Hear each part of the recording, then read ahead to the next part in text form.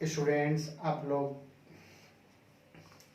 Student 2021 आ चुका है और जनवरी चल रहा है। और जनवरी आते ही स्टूडेंट्स के माइंड में टेंशन पैदा हो जाती है। स्टूडेंट टेंशन में आ जाते हैं कि एग्ज़ाम आने वाले हैं और एग्ज़ाम को लेकर वो बहुत स्ट्रेस पैदा कर लेते हैं, स्ट्रेस में आ जाते हैं। और कुछ स्टूडेंट तो ज़्यादा ही स्ट्रेस में आ जाते हैं जिस वजह से उनकी पढ़ाई भी नहीं हो पाती। दोस्तों आज की इस वीडियो में डिस्कस करेंगे और आपको समझाने की कोशिश करूंगा मैं कि किस तरह से टाइम मैनेजमेंट करें एग्जाम से पहले, क्योंकि एग्जाम से पहले के जो 2-3 महीने का टाइम होता है वो बहुत इंपॉर्टेंट होता है स्टडी करने के लिए। आपने पूरे साल स्टडी करी है या नहीं की है ये इम्पोर्टेंट नहीं है। अगर आप लास्ट में भी दोस्तों आपने एग्जाम से पहले दोस्तों आपने पहले से स्टडी करी है या नहीं करी है इस बात को साइड कर देते हैं, क्योंकि एग्जाम से पहले का टाइम उन सभी स्टूडेंट के लिए इम्पोर्टेंट है जिन्होंने पहले से स्टडी करी है या फिर जो अब स्टडी अपनी स्टार्ट कर रहे हैं, पहले उन्होंने कोई खास स्टडी नहीं करी। दोस्तों मैं आपको बात बताता हूँ, दोस्तों आपको एक बात बता देता हूँ मैं कि कुछ स्टूडेंट्स ऐसे होते हैं जो पहले से कांस्टेंट स्टडी करके आ रहे होते हैं और वो इस महीने में भी कोई टेंशन नहीं लेते। जनवरी, फरवरी, मार्च, अप्रैल, दोस्तों कुछ स्टूडेंट ऐसे होते हैं जो पहले से कांस्टेंट लगातार बराबर स्टडी कर रहे होते हैं अप्रैल से लेकर और मार्च तक भी वो बराबर स्टडी करते हैं, तो उनको कोई परेशानी नहीं होती और वो अपनी स्टडी को कॉन्स्टेंटली चलाते हैं। मगर कुछ स्टूडेंट्स ऐसे होते हैं जो स्टार्टिंग में स्टार्टिंग में अप्रैल से दिसंबर तक कोई खास स्टडी नहीं करते, उसके बाद जनवरी में आने के बाद स्टडी करना शुरू करते हैं, जिसके आधार पर भी वो कुछ अच्छे नंबर, अच्छे मार्क्स ले लेते हैं। तो आज हम डिस्कस करेंगे कि किस तरह से आपको टाइम मैनेजमेंट करना चाहिए और किस तरह से स्टडी करनी चाहिए। कुछ स्टूडेंट के सामने ये समस्या भी आती है कि उन्हें एग्जाम से पहले जब वो स्टडी करना शुरू करते हैं तो बहुत नींद आती है, थोड़ा पढ़ते हैं सो जाते हैं। तो इसको कैसे आप दूर कर सकते हैं, ये भी it is also a part of stress, ये भी एक आपका स्ट्रेस ही है। और कुछ स्टूडेंट को और भी सारे फैक्टर्स होते हैं जो उनको प्रभावित करते हैं, उनको पढ़ाई नहीं करने देते। चलिए आज की वीडियो में डिटेल में डिस्कस करते हैं किस तरह से आप टाइम मैनेजमेंट करें बिफोर एग्जाम। दोस्तों 10th-12th का आपको पता लग चुका है डेट शीट का कि मई में एग्जाम होंगे 4 तारीख के बाद और जून तक चलेंगे। और इस बार बहुत गर्मी भी होने वाली है एग्जाम में, क्योंकि मई जून के टाइम में गर्मी बहुत ज़्यादा होती है और गर्मी में भी कोई खास पढ़ाई नहीं कर पाते स्टूडेंट गर्मी की वजह से। और अभी आपका जनवरी चल रहा है तो इसलिए आप ये जनवरी, फरवरी, मार्च, अप्रैल 4 महीने, आप 4 महीने छोड़ दीजिए, आप ये सोच चलिए कि मेरे पास 100 डेज हैं, 100 दिन की स्टडी। 100 दिन की स्टडी आपको बहुत आगे ले जा सकती है। ये 100 डेज की स्टडी, इस 100 डेज को मैनेज करना आपके लिए बहुत ज़रूरी है। अगर आपने ये 100 डेज स्टडी में 100 डेज आपने मैनेज नहीं करे तो आपको इसका परिणाम भी भुगतना पड़ सकते हैं आने वाले एग्जाम्स में। दोस्तों कैसे करना चाहिए स्टडी, क्या करना चाहिए 100 डेज में, आप कैसे प्लानिंग करें, चलिए मैं आपको थोड़ा सा टिप्स देता हूं और आप इसको फॉलो करेंगे तो ज़रूर आपको कुछ ना कुछ इसका बेनिफिट ज़रूर होगा। दोस्तों कुछ स्टूडेंट तो ऐसे होते हैं वो स्ट्रेस ले लेते हैं कि मुझे 15 घंटे पढ़ाई करनी है या 16 घंटे पढ़ाई करनी है, विच इज़ नॉट पॉसिबल। 15-16 घंटे पढ़ाई आप नहीं कर सकते। दूसरी बात है, ऐसा भी नहीं है कि आप 2-3 घंटे पढ़ाई करें। दोस्तों मैं आपको एक टाइम टेबल में आपकी थोड़ी हेल्प करता हूँ। आप लोगों को सबसे पहले एक टाइम टेबल बना लेना चाहिए और टाइम टेबल आप 2 टाइप के टाइम टेबल बनाओ, एक तो वर्किंग डे का, एक ऑफ डे का। मतलब जब आपको स्कूल जाना है वो आपके लिए वर्किंग डे हो गया और जब आपको स्कूल नहीं जाना, आप फ्री हो, जैसे संडे वगैरह है तो वो आपके लिए ऑफ डे है। ऑफ डे में आपके पास ज़्यादा टाइम है और वर्किंग डे में आपके पास कम टाइम है, क्योंकि आपको स्कूल जाना है जो, तो उसमें आपके 7-8 घंटे तो आपके स्कूल की वजह से ही निकल जाएंगे, तो उसमें आपको कम टाइम मिलेगा। और दूसरा जब आपके पास ऑफ डे है जैसे संडे है तो उसके पास उस टाइम आपके पास ज़्यादा टाइम है। तो आपको कुछ लॉकडाउन की वजह से अभी स्कूल भी नहीं खुले, ये भी आपके लिए अपॉर्चुनिटी है, इसका भी आप बेनिफिट उठाइए।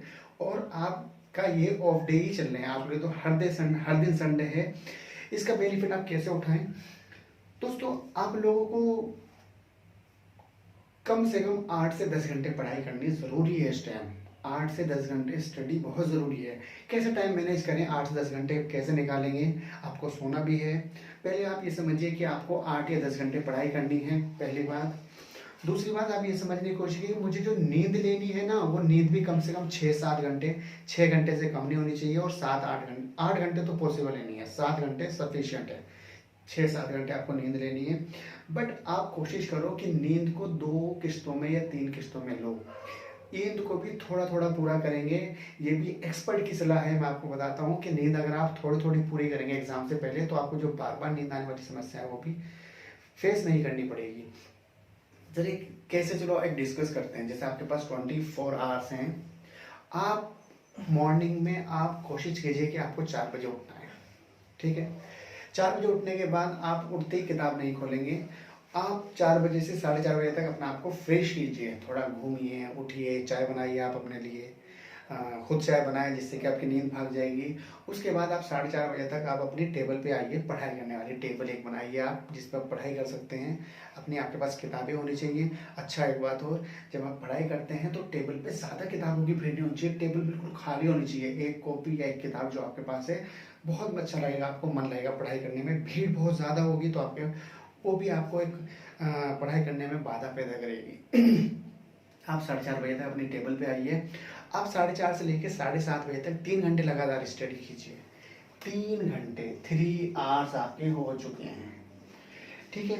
आप 7:30 बजे आप, अगर आपको कोई क्लास जाना है या आपको कोई काम है, जैसे आपको मान लो कोई कोचिंग क्लास है आपकी, तो आप 7:30 बजे के बाद आप नाश्ता वगैरह कीजिए 8 बजे तक, और आप अपनी कोचिंग वगैरह के लिए निकल जाइए। आप वहाँ से 10 बजे तक मान लो फ्री होते हैं। 10 बजे आने के बाद 10:30 तक आप अपना आपको फ्रेश कीजिए, कुछ खाना आपको खाइए। अच्छा, आपको एग्जाम से पहले लाइट खाना होता है और बार बार खाना होता है, ये भी याद रखना आप। आपको थोड़ा थोड़ा खाना है, एग्जाम से पहले थोड़ा खाना होता है और बार बार खाएं, लाइट खाना खाएं, तो जिससे कि आपको बैठने में और पढ़ाई करने में ज़्यादा प्रॉब्लम नहीं होगी। ज़्यादा खाना खाने से आप बैठ नहीं पाएंगे, दूसरा आपको नींद भी परेशान ज़्यादा करेगी, ठीक है दोस्तों। चलिए, आप 10 बजे फ्री होते हैं तो आप 10:30 तक कुछ अपने आप को रिफ्रेश कर लीजिए। उसके बाद आप 10:30 से लेकर आप 1 बजे तक पढ़ाई कर सकते हैं। कितने हो गए? 10:30 से 1 बजे तक आपके 2.5 घंटे, 2.5 आवर आप यहाँ पर भी पढ़ाई कर चुके हैं, ठीक है दोस्तों। इसके बाद आप 1 बजे आप अपनी पढ़ाई बंद कीजिए, और बंद करने के बाद आप अपना कोई फेवरेट एपिसोड या फेवरेट सॉन्ग वगैरह या फेवरेट गेम वगैरह आप उसको भी खेल सकते हैं। आप अपने दूसरे घर के काम वगैरह कर सकते हैं। आप इस तरह के काम कीजिए, आप खाना खाइए, लंच कीजिए। उसके बाद आपको 1 घंटे आप अपने आप को तरोताज़ा करने की कोशिश कीजिए। आप या तो गेम खेलिए, गेम भी ज़रूरी है, मूवी देख सकते हैं। मूवी अच्छा इस तरह की मूवी देखना जो थोड़ी कॉमेडी मूवी है, जिससे कि आपके माइंड में कोई किस तरह की स्ट्रेस वगैरह ना आए, और आपका माइंड और आपका बिल्कुल आपकी बॉडी भी एकदम बिल्कुल अच्छा फील करे, तरोताज़ा फील करे। इस तरह के कॉमेडी एपिसोड वगैरह देख सकते हैं आप लोग। आप गेम खेल सकते हैं, गेम भी बहुत इंपॉर्टेंट है, ज़रूरी है। तो इस तरह का आप काम कर सकते हैं 1 घंटे 1.5 घंटे। उसके बाद आप सो सकते हैं। आप एक बार दोपहर में ज़रूर सो जाएं। आपको 1 बजे से लेके आप 2:30 बजे तक अपना खाना खाएं, लंच करें, जो भी करना आपको, खेलें, गेम देखें, वीडियो गेम देखें, या फिर आप मूवी देख सकते हैं, कोई गेम खेल सकते हैं। उसके बाद आप 2:30 बजे आप सो सकते हैं। आप सो जाएं 2:30 से लेकर 2 घंटे, 4:30 बजे तक आप सो सकते हैं, ठीक है दोस्तों। 5 भी बज सकते हैं, कोई प्रॉब्लम नहीं है, 2 घंटे आप सो सकते हैं। उसके बाद आप उठिए, और उठने के बाद आप अपने आप को फिर दोबारा से पढ़ाई के लिए तैयार कीजिए, प्रिपेयर कीजिए।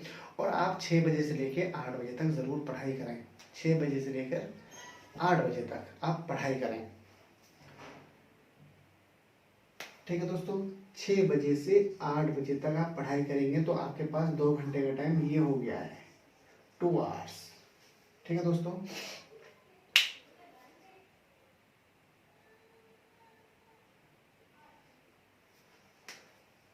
तो दोस्तों, आप तरोताज़ा होने के बाद दोबारा से पढ़ाई के लिए रेडी हो जाएं, और आप ना कोशिश करें कि आप 5 बजे से लेकर 7 बजे तक 2 घंटे का टाइम फिर से निकालें पढ़ाई के लिए। 5 से 7, 2 आवर्स, 2 घंटे फिर से हो गए। आप फिर अपनी पढ़ाई बंद कीजिए 7 बजे। 7 बजे बाद आप अपना डिनर कीजिए, आपको जो काम करना है कुछ भी वर्क कीजिए आप। उसके बाद आप 8 बजे या 8:30 बजे तक 1.5 घंटे कुछ भी काम करें आप। 8:30 बजे तक दोबारा से आप अपनी टेबल पे पहुंच जाइए पढ़ाई करने के लिए, और 8:30 से 11 बजे तक तो आपके 2.5 आवर ये हो चुके हैं। 11 बजे तक आप दोबारा से पढ़ाई कीजिए, और 11 बजे आप अपनी बुक बंद करके आप सोने जा सकते हैं। फिर दोबारा आपको अगले दिन 4 बजे उठना है। दोस्तों, एक प्रॉब्लम है, मैंने अभी बताया था आपको स्टार्टिंग में कि आपको 7:30 बजे सुबह पढ़ाई बंद करके, उस हो सकता है आपको कोई क्लास वगैरह जाना हो तो आप क्लास जा सकते हैं, मगर आपको अगर क्लास नहीं जाना है उस टाइम तो आप उस टाइम भी सो जाएं। दोबारा समझिए मैं क्या कह रहा हूँ आपको। आप सुबह उठे 4 बजे, 4 बजे उठने के बाद आप 4:30 तक फ्रेश हुए, उसके बाद आपने 4:30 से पढ़ाई शुरू करिए, 4:30 से आपने 7:30 तक 7:30 तक पढ़ाई करिए 3 घंटे। आप 7:30 अगर आपको कोई काम नहीं है आप सो सकते हैं, सो जाएं आप आराम से, 2-3 घंटे आराम से नींद लें। और आपको कोई काम है, क्लास वगैरह जाना है या जो भी काम है तो आप वो काम कर सकते हैं। दोस्तों नींद कितनी हो गई ज़रा हमारे टाइम टेबल में ये भी देखते हैं। आप 11 बजे जब आप सोने जाएंगे तो हो सकता है आपको 11:30 तक नींद आ जाए, और अच्छा नींद आ जाएगी आपको 11:30 बजे, तो आप 4 बजे तक जब आप सो रहे हैं तो 4.5 घंटे आपके पास ही हो गए हैं सोने के लिए। उसके बाद 2 घंटे आप दोपहर में सो चुके हैं, तो 6.5-7 घंटे आपको ऑलरेडी नींद हो चुकी है। तो आपको और टाइम मिलता है थोड़ा बहुत, आप आधे घंटे 1 घंटे नींद ले सकते हैं। मैंने आपको स्टार्टिंग में बताया था कि नींद आपको किस्तों में लेनी है, नींद आपको एक साथ लगातार लंबी नींद नहीं लेनी। तो इससे क्या होगा, उससे आप जब दोबारा पढ़ाई करने जाओगे, जैसे फॉर एग्जांपल आपने 8 घंटे 10 घंटे सोना नींद ले ली, सोचा कि मैं पूरा दिन नहीं सोऊंगा, पढ़ाई करूंगा। अब पढ़ाई करने पहुंचे, थोड़ा पढ़ाई करेंगे 1 घंटे, फिर आपको जरूर नींद आने लगी। पढ़ाई एक ऐसी चीज़ है दुनिया में जिसको नींद नहीं आती है, उसको आप ये डोज दे दीजिए, उसको भी ज़रूर नींद आने लगेगी। तो इसलिए पढ़ाई में नींद बहुत आती है, इसलिए आप थोड़ी थोड़ी नींद लेंगे, बार बार नींद लेंगे, पढ़ाई भी हो जाएगी आपकी और नींद भी पूरी होती जाएगी। और बार बार आपको नींद तो ज़रूर परेशान करेगी पढ़ाई करते समय, तो इसका भी आपका ये सॉल्यूशन है। तो उसको एक चीज़ और समझ लेते हैं। अभी मैंने आपको बताया है कि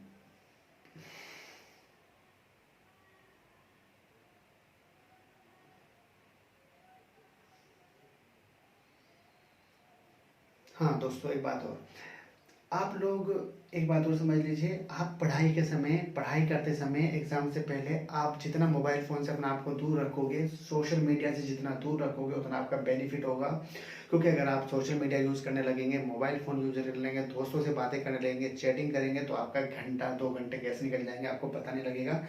और मोबाइल फ़ोन ज़्यादा यूज़ करने से अपने माइंड में स्ट्रेस भी आता है, फिर आप पढ़ाई होके नहीं रह पाओगे। फिर आपको उस टाइम अपना आपको फ्रेश करने की कोशिश करनी चाहिए। आपको मोबाइल फ़ोन से बिल्कुल ही दूर रहना चाहिए। दोस्तों एक बात और, आपको दोस्त वगैरह से भी दूर रहना चाहिए। दोस्तों से जितना आप दूर रहोगे उतना आपके लिए बेनिफिट है। ज़्यादा दोस्ती भी पढ़ाई में बाधा पैदा करती है। एक बात और, अपने रिलेटिव्स वगैरह के यहाँ कोई फंक्शन वगैरह हो, शादी वगैरह हो, तो उसको अटेंड करने की आप कोशिश ना कीजिए, क्योंकि आपके लिए सबसे ज़्यादा इम्पोर्टेंट आपका करियर है। वो दोबारा आप एग्ज़ाम देने के बाद जब आपको हॉलीडेज मिलेंगे तो दोबारा आप जाके मिल सकते हैं उनसे। आपको किसी रिलेटिव की पार्टी वगैरह को में नहीं जाना चाहिए, अवॉइड करें इनको, क्योंकि आपके लिए सबसे इम्पोर्टेंट आपका करियर है। इस करियर पे फोकस कीजिए, और आपको दोस्त वगैरह से थोड़ी दूरी बना के रखें। हाँ, आप मॉर्निंग वॉक वगैरह के लिए अगर आप जाते हैं, घर से निकलते हैं थोड़ा घूमने, तो उस टाइम आप दोस्त से मिल सकते हैं, दोस्तों से, वो कोई बड़ी बात नहीं है। आप अगर चैटिंग करते हैं आप, तो वो भी आप बंद कर दीजिए, क्योंकि वो भी बहुत ज़रूरी है, नहीं तो आप एग्जाम स्टडी नहीं कर पाएंगे, और इसका परिणाम हो सकता है कि आपको अच्छे मार्क्स नहीं मिल पाए बोर्ड एग्ज़ाम में। ठीक है दोस्तों, और आपको एग्ज़ाम में स्टडी करते समय कुछ और इम्पोर्टेंट बातों पर ध्यान रखना चाहिए, कि किस तरह से स्टडी करनी चाहिए, किन टॉपिक पे आपको स्टडी करनी चाहिए। इसकी वीडियो में मैं नेक्स्ट वीडियो बनाऊंगा एक सेपरेट, उसमें आपको बताऊंगा, मैं एक अलग वीडियो बना दूंगा कि पढ़ाई किस तरह से करनी चाहिए, एग्जाम्स की प्रिपरेशन कैसे करें। आज केवल हम टाइम मैनेजमेंट पर डिस्कस कर रहे हैं। ठीक है दोस्तों, और मैंने बताया आपको लाइट खाना लें, बार बार खाना खा सकते हैं आप, थोड़ा थोड़ा कुछ खाएं हल्का लाइटली। और आपको अपने घर वालों को आप बिल्कुल ये बता दें कि ये मेरा पढ़ाई टाइम है, आपको कोई काम है मुझसे तो आप मुझे इस टाइम डिस्टर्ब ना करें। और आप मुझे डिस्टर्ब, जब आपको कोई काम होगा तो आप उनको बताएं मेरा ये फ्री टाइम है, मैं इस टाइम ये काम आपका कर सकता हूँ। ठीक है, और आप एक काम और कर सकते हैं, आप लोग जो स्टडी का टाइम बनाएं, शेड्यूल बनाएं, तो जैसे मॉर्निंग का टाइम होता है, मैंने बताया आपको 4 बजे उठना है। 2 तरह के स्टूडेंट्स होते हैं। एक स्टूडेंट वे होते हैं जो सुबह उठ के पढ़ाई कर सकते हैं, उनको सुबह पढ़ाई करने की आदत है बचपन से। एक वे स्टूडेंट होते हैं जो सुबह उठ के पढ़ाई कर ही नहीं सकते। मैंने अपनी लाइफ में कभी सुबह उठ के पढ़ाई नहीं करी है, जब कभी भी कोशिश भी करी है तो मुझसे कभी पढ़ाई नहीं हुई। सब सो रहे होते हैं, मुझे भी नींद आ जाती है। तो फिर क्या करना चाहिए, अगर आपको सुबह पढ़ाई उठ के नहीं होती है सुबह, तो आप रात को लेट नाइट तक पढ़ाई कर सकते हैं। आप पहले आप ये पहचानिए आपको आप कौन सी कैटेगरी में आ रहे हैं। सुबह जल्दी उठ के पढ़ाई कर सकते हैं आप 4 बजे, तो ठीक है, कोई प्रॉब्लम नहीं, ये मैंने आपको जो शेड्यूल बनाया दैट इज़ ओके।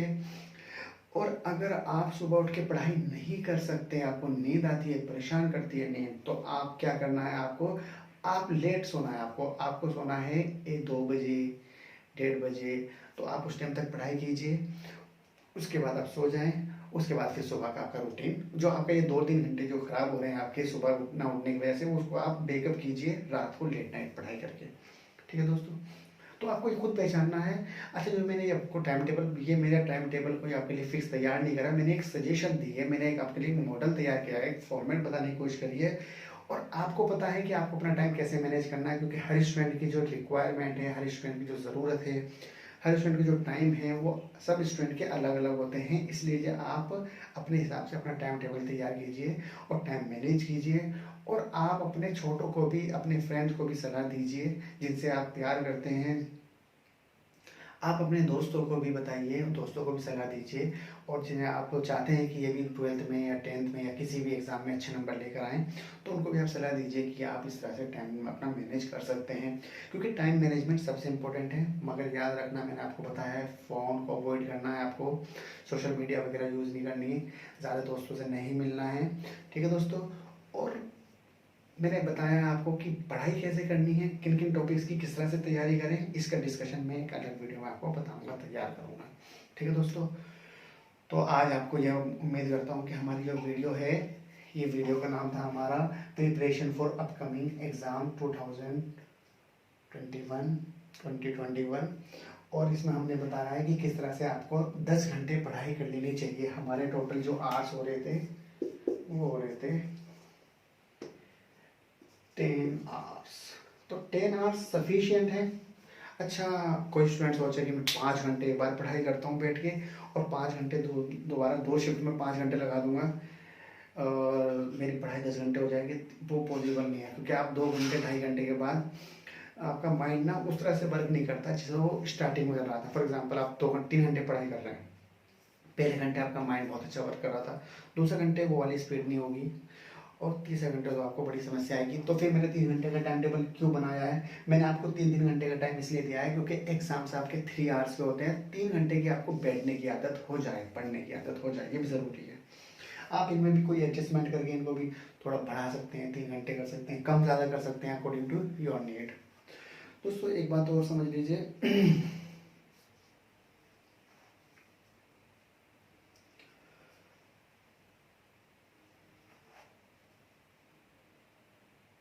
कुछ स्टूडेंट इस तरह के होते हैं जिनके पास टाइम टेबल नहीं होता। उनके साथ समस्या क्या क्या आती है मैं आपको बताता हूँ। पहली समस्या, जब वो पढ़ाई करने बैठेंगे तो उनको ये समझ नहीं आएगा किस सब्जेक्ट की पढ़ाई करनी है, क्योंकि टाइम टेबल तो उनके पास है नहीं। दूसरी समस्या, कोई भी किताब उठा के बैठेंगे, फॉर एग्जांपल वो इंग्लिश की बुक लेके बैठते हैं, तो उनको याद आता है कि यार मुझे तो दूसरे सब्जेक्ट की भी तैयारी करनी है, मुझे तो वो भी नहीं पढ़ा, तो वो दूसरी बुक उठाएगा, पहले छोड़ देगा, तो माइंड में स्ट्रेस पैदा हो गया। मगर जब आप टाइम टेबल बनाएंगे तो आपने लिख दिया कि मुझे ये घंटे ये पढ़ाई करनी है, इस घंटे ये पढ़ाई करनी है, इस घंटे ये पढ़ाई करनी है, इस घंटे ये। मगर दोस्तों एक बात तो याद रखनी है आपको, आप ना रोटेशन यूज़ कीजिए। फॉर एग्जांपल, आप मंडे को 3 आवर्स आपने मॉर्निंग में मैथमेटिक्स के क्वेश्चन करे हैं, मैथमेटिक्स की पढ़ाई करी है, तो आप ट्यूसडे में मैथ नहीं कीजिए, आप उसमें कोई दूसरा सब्जेक्ट डाल दीजिए जिससे कि रोटेशन होती रहेगी। तो इस तरह से आप रोटेशन यूज करें, जरूरी है रोटेशन भी, नहीं तो एक सब्जेक्ट हो सकता है आपको इस टाइम ज़्यादा नींद आए और मैथ आपके हो ही नहीं पाए, क्वेश्चन ही सब सोल्व ना हो पाए, तो एक दिन क्वेश्चन भी मैथ के नहीं होगा, दूसरे दिन इंग्लिश आएगी तो हो सकता है उसमें आपका मन लगे, तीसरे दिन कोई दूसरा सब्जेक्ट आएगा, हो सकता है उसमें आपका मन लगे। तो इस तरह से आप रोटेशन यूज़ कीजिए। और आपको मैंने बताया है कि आपके पास टाइम टेबल बहुत ज़रूरी है, नहीं तो आपको पढ़ाई नहीं हो पाएगी, स्ट्रेस आ जाएगा माइंड में। और एक बात और मैंने आपको बताई थी, एक बार मैं आपको बता देता हूँ, जिन स्टूडेंट्स के पास टाइम टेबल नहीं होता है, तो वो लेट उठते हैं क्योंकि टाइम मैनेज नहीं हो पा रहा है। दूसरा, उठने के बाद वो सोचेंगे आज मुझे पढ़ाई करनी है, आज मैं ये काम कर लूँ फिर पढ़ाई करूँगा। फिर आपका टाइम निकलता जाता है, चला जाता है, उसके बाद वो कहता है शाम को बैठ के पढ़ाई करूँगा, शाम को कहता है रात को बैठ के पढ़ाई करूँगा, रात हो जाती है, फिर सो जाता है, फिर अगले दिन कहता है कल से पढ़ाई करूँगा। कल को फिर ऐसा ही होगा, दोपहर से पढ़ाई करूँगा, शाम से पढ़ाई करूँगा, रात से पढ़ाई करूँगा, ये एपिसोड देख लो फिर पढ़ाई करूँगा, आज ये क्रिकेट मैच देख लो फिर पढ़ाई करूँगा, आज दोस्तों के साथ में एक पार्टी कर लो फिर पढ़ाई करूँगा। इससे पढ़ाई उसकी नहीं हो पाएगी, क्योंकि टाइम मैनेज ही नहीं कर पाएगा वो, क्योंकि टाइम टेबल उसके पास नहीं है, टाइम शेड्यूल नहीं है। इसलिए टाइम शेड्यूल बहुत ज़रूरी है। मैंने आज आपको कुछ सजेशन दिए हैं जिसे आप फॉलो करके अपने टाइम को मैनेज कर सकते हैं और आप आने वाले एग्जाम्स में अच्छे मार्क्स ले सकते हैं। ठीक है दोस्तों, उम्मीद करता हूँ आपको आज की वीडियो पसंद आई होगी। अगर आपको पसंद आई है तो आप अपने दोस्तों में, अपने फैमिली मेम्बर में इसको शेयर ज़रूर कीजिए। जल्दी फिर से मुलाकात होगी किसी नए टॉपिक के साथ। Bye bye.